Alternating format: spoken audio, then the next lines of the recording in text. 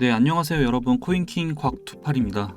최근 언론 보도에서 도이처뱅크 다음으로 파산 가능성이 있는 곳은 미국 최대 증권사 찰스 슈왑이라는 내용이 하루 사이에 굉장히 많이 나오고 있죠. 결론부터 말씀을 드리면 아직 파산이나 문제가 심각한 상태는 아니라고 생각합니다. 그럼 지금 도대체 뭐가 문제냐, 이 부분이 궁금하지 않을까 싶은데요. 뜸들이지 않고 바로 말씀을 드릴게요. 지금 블룸버그에서 실리콘밸리 은행 파산으로 시작이 된 미국 금융위기의 다음 희생양이 찰스 슈왑이 될 가능성이 높다라고 보도했습니다. 이 찰스 슈왑에 대해 간단하게 설명을 해드리면, 찰스 슈왑 같은 경우 복합금융그룹이고요. 특히 증권에 강해 미국 최대 증권사로 약 1270만의 고객을 확보하고 있는 상태입니다. 총 자산이 무려 7조 달러로 우리나라 돈으로 1144조 3천억 정도가 되고요. 이 미국의 최대 증권사 역시 연준의 급격한 금리 인상으로 위기를 맞고 있다고 합니다. 채권 수익률이 급등해 작년 손실이 급증했고, 찰스 슈왑 역시나 실리콘밸리 은행처럼 2020년 그리고 2021년 저금리 당시 장기 채권에 대거 투자를 했습니다. 그러나 2022년부터 시작된 연준의 강한 금리 인상을 하자 채권 수익률이 급등하게 됐고, 이에 따라 큰 손실이 발생하게 된 겁니다. 2022년 장기채 미실현 손실이 290억 달러로 우리나라 돈으로 대략 36조에 육박하고 있고, 자금이 MMF로 이동해 고객 예치금이 이탈하고 있다는 내용이고요. 여기서 MMF는 간단하게 설명해 드리면 머니마켓 펀드로 단기 금융 상품에 집중 투자해 단기 실세 금리의 등락이 펀드 수익률에 신속히 반영될 수 있도록 하는 초단기 공사 채용 상품이고, 이러한 이유들로 유동성 위기가 고조되고 있습니다. 7조 달러에 달하는 굉장히 큰 거대 증권사인데, 이 찰스 슈왑이 정말 제대로 이슈가 돼서 흔들리게 된다면 크레딧 스위스, 실리콘밸리 은행이랑은 비교가 안 될 정도로 큰 파장이 발생될 수밖에 없고, 그래서 찰스 슈왑 CEO인 월트 베팅어 또한 발빠르게 대응을 하고 있죠. 인터뷰에서 향후 1년간 대부분의 예금을 잃게 되더라도 회사가 계속 운영될 수 있다고 주장을 하고 있습니다. 채권 이자 수입, 연방주택대출은행 차입, CD 발행 등을 통해 자금 부족을 메울 수 있다, 이렇게 말을 하고 있고요. 그리고 일부 고객 자금이 자사의 대차 대조표에서 빠졌을 수 있지만, 이 고객들이 자사의 계정을 통해 MMF와 다른 고금리 상품으로 갈아탔기 때문이라고 설명을 했습니다. 이 말을 정리하자면, 고객들이 찰스 슈왑 외부로 자금을 옮기지 않았고,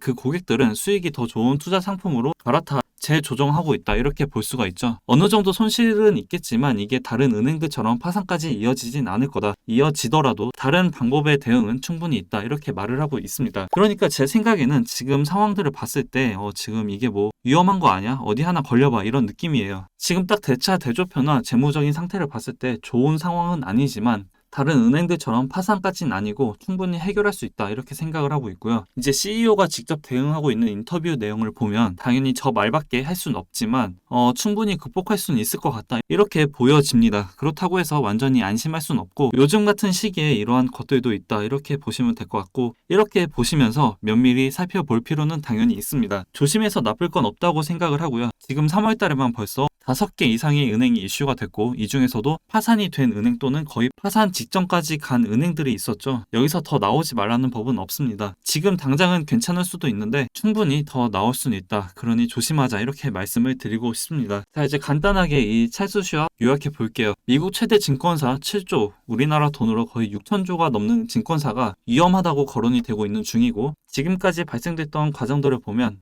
거론, 고객 이탈, 예치금 문제 또는 부족, 파산 또는 흔들림, 이로 인해 미 증시 코인은 하락, 이렇게 움직여 왔었고, 찰스 슈왑 CEO가 문제 없다고는 했지만 지금까지 다른 은행들 역시나 다 문제가 없었다고 했었습니다. 적지 않은 예금이 빠져나가고 있는데 이게 자사 계정을 통해 MMF와 다른 고금리 상품으로 갈아타고 있는 중이라 하고 있고요. 3월에만 벌써 5개 이상의 은행이 터졌고, 찰스 슈왑 CEO가 이렇게 말을 했다고 해서 무조건 안전하다, 괜찮다, 이렇게 믿는 것보단 아직까지 문제가 되고 있진 않지만 계속 의심하고 또 관심을 가지는 게 지금 상황에선 필요하다, 이렇게 정리를 하겠습니다. 자, 그래서 지금 상황에서 여러분들의 관심사는 당연히 이것도 있겠지만 결국 비트가 오르냐 아니면 떨어지냐, 이거일 텐데요. 저는 결론부터 말씀을 드리면 계속 3월달 그리고 4월 초 중반까지 상승을 보고 있습니다. 그 이유에 대해서 다시 한번 말씀을 드리면, 먼저 일봉 차트상 지금 스토캐스틱 RSI 지표를 봤을 때 파란색 선과 빨간색 선이 과매도 구간에서 골든크로스가 나와줬습니다. 이러한 시그널은 보통 우리는 상승의 시그널이라고 볼 수가 있죠. 과거 차트 흐름을 봤을 때 이렇게 과매도 구간에서 D선과 K선 골든크로스가 나온 걸 보면 상승했다라는 걸 볼 수가 있습니다. 일봉상 저 2022년 12월 20일 스토캐스틱 RSI 지표를 봤을 때 D선과 K선 골든크로스가 나와주면서 이 영역 안으로 들어온 다음 과매수 구간까지 도달을 했을 때 47.4% 상승을 보여줬죠. 그리고 2월 14일 마찬가지로 D선과 K선 골든크로스가 나와주면서 이 영역 안으로 들어온 다음 과매수 구간까지 도달을 했을 때 17% 상승이 나와줬고, 마지막으로 3월 11일 D선과 K선 골든크로스가 나와주면서 이 영역 안으로 들어온 다음 과매수 구간까지 도달했을 때 48% 상승을 보여줬습니다. 이제 그 다음으로 발생되는 시그널이고 이제 막 만들어졌기 때문에 저는 상승을 기대하고 있고요. 여기서 조정을 받고 눌리더라도 저는 상승을 볼 거고 34K에서 35K까지 가능성을 열어두고 있습니다. 이제 주봉상으로도 이번 주 25K를 깨지 않는 이상은 200일선과 5일선 골든크로스가 나와주고, 또 월봉상으로도 이번 달 5일선과 60일선 골든크로스는 거의 확정이죠. 그렇기 때문에 이 상승의 흐름이 저는 4월달까지 이어질 거라고 보고 있고, 그게 저는 4월 초중반까지 발생되지 않을까라고 생각합니다. 그 다음 월 중후반엔 5월 4일에 진행되는 FOMC 금리 인상 이슈로 인해 어느 정도 좀 가격 조정이 나오지 않을까 싶고, 4월달은 이제 CPI 때가 피날레이지 않을까라고 생각합니다. 3월달은 계속 상승을 봤었습니다. 물론 중간에 미국 은행들 뱅크런 사태가 있긴 했지만 하락은 위기가 아니라 기회로 봤었고, 운이 좋게 이 관점대로 흘러갔습니다. 이렇게 말하면 어디까지나 정환의 시나리오를 짜고 분석을 한 것인데, 또 가볍게 말하면 그냥 예측한 거죠. 그래서 제 실력이 좋았다 이렇게 생각을 하는 것보단 운이 좋았다 이렇게 생각을 하고 있고요. 이제 내일이면 3월달도 마무리가 됩니다. 3월달 짧은 시간 동안 여러 가지 이슈들이 있었죠. 다들 정말 고생 많으셨고 4월달도 한번 잘 분석해 여러분들에게 도움이 될 수 있도록 한번 노력해 보겠습니다. 제가 준비한 내용 이제 여기까지이고요. 도움이 되셨다면 구독, 좋아요, 댓글, 알림 설정 부탁드리고 저는 이제 다음 새로운 소식을 들고 다시 찾아뵙겠습니다.